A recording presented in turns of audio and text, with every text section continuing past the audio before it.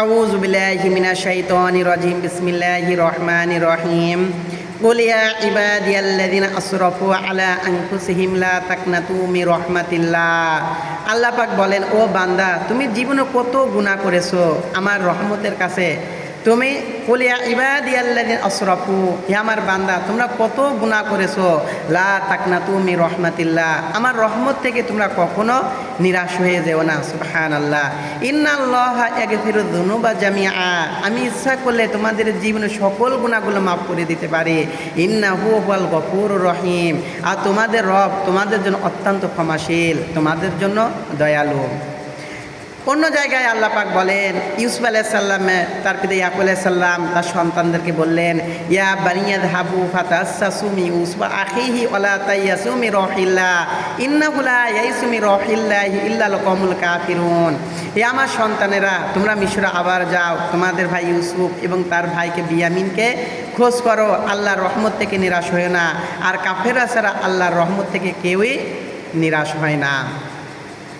এজন্য আল্লাহর দয়া, আল্লাহর রহমত, এখান থেকে কখনো নিরাশ হওয়া যাবে না। আল্লাহর দয়া, আল্লাহর রহমতের আশায় থাকতে হবে।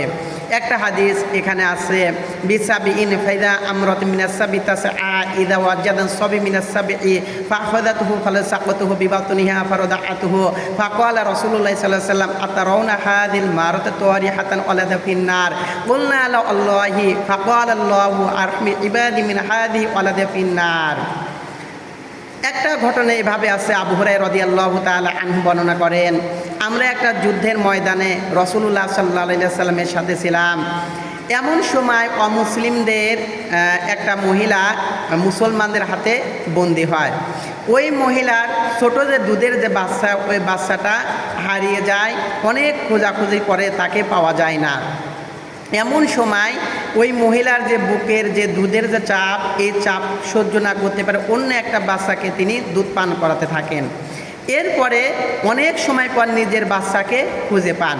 এরপর তিনি নিজের বাচ্চাকে দুধ পান করানো শুরু করলেন। এরপরে আল্লাহ রাসূল সাল্লাল্লাহু আলাইহি ওয়াসাল্লাম সাহাবীদের বললেন, আচ্ছা বলো তো, এই মহিলা কি পারবে তার এই সন্তানকে আগুনের ভিতর ফেলাই দিতে? তখন সাহাবীরা বললেন, আল্লাহর নামে কসম করে বলছি, কখনোই তা পারবে না।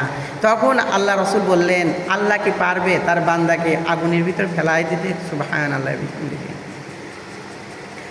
আল্লাহর দয়া, আল্লাহর রহমত, এখান থেকে কখনো নিরাশ হওয়া যাবে না।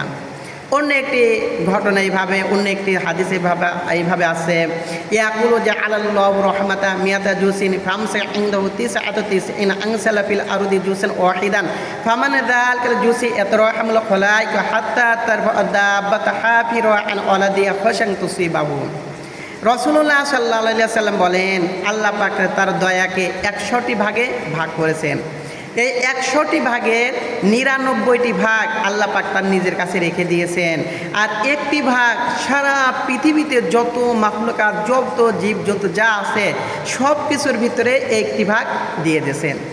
এই একটি ভাগের কারণে একটি পশু তার বাচ্চার গায়ের উপরে পা তোলে না, সে কষ্ট পাবে। সুবহানাল্লাহ।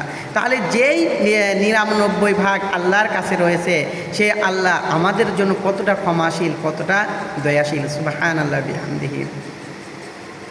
অন্য একটি হাদিসে আল্লাহ রাসূল বলেন, আল্লাযী নাফসি বিয়াদিহি লাউলাম তুযনিবু লাযহাবাল্লাহু বিকুম ইস্তাগফিরুনাল্লাহ তাআলা ফায়াগফিরু লাহুম। রাসূলুল্লাহ সাল্লাল্লাহু আলাইহি ওয়াসাল্লাম বলেন, তোমরা যদি পাপ না করতে তখন আল্লাহ পাক তোমাদেরকে ধ্বংস করে এমন একটা জাতি সৃষ্টি করতেন যে সেই জাতি পাপ করতো, আল্লাহর কাছে ক্ষমা চাইতো, আল্লাহ পাক তাদেরকে ক্ষমা করতেন। অন্য আরেকটা হাদিস আল্লাহ রাসূল বলেন, লামা খালাকাল্লাহুল খালাকা কাতাবা ফি কিতাবিন ফাওকা ইনদি ফাওকাল আরশি ইনা রাহমাতি তাগলিবু গদাবি। আল্লাহ পাক যখন তার আরশটাকে সৃষ্টি করলেন, আরশ সৃষ্টি করার পরে তার আরশের উপরে লিখে রাখলেন, আল্লাহ পাকের গজব অপেক্ষা রহমত 1000 গুণ বেশি। সুবহানাল্লাহ। আল্লাহ পাকের গজব অপেক্ষা তার রহমত 1000 গুণ বেশি। এজন্য আল্লাহর দয়া, আল্লাহর রহমত, এখান থেকে কখনো নিরাশ হওয়া যাবে না। এজন্য যে যতই পাপ করি আল্লাহর দিকে ফিরে আসি, আল্লাহ যেন আমাদের হেদায়েত দেয় এবং আল্লাহ যেন আমাদেরকে ক্ষমা করেন। আমিন।